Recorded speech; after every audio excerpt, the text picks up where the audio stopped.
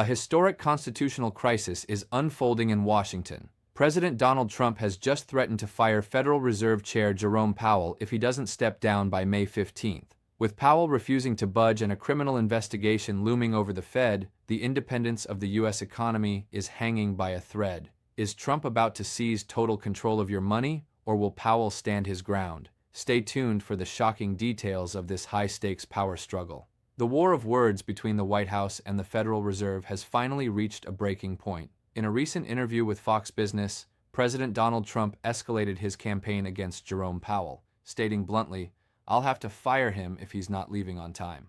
This conflict centers on May 15, 2026, the day Powell's term as chair officially expires. While Trump has already nominated Kevin Warsh to take over, the transition is anything but smooth.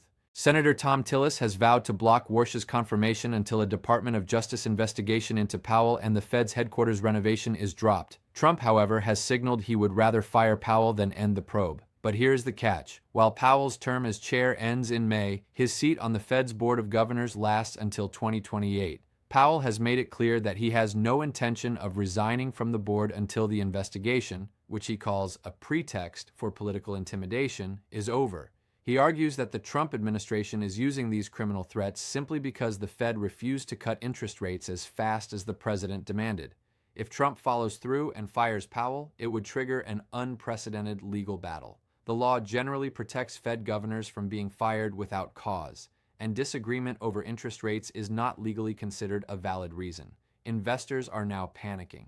As the war in Iran continues to push gas prices higher, the Federal Reserve is caught between fighting inflation and facing the wrath of a president who wants immediate rate cuts to boost his popularity. If the Fed loses its independence, experts warn that the US dollar could face a massive loss of global trust. The showdown on May 15th will decide who truly controls the American economy. Sources: CBS News.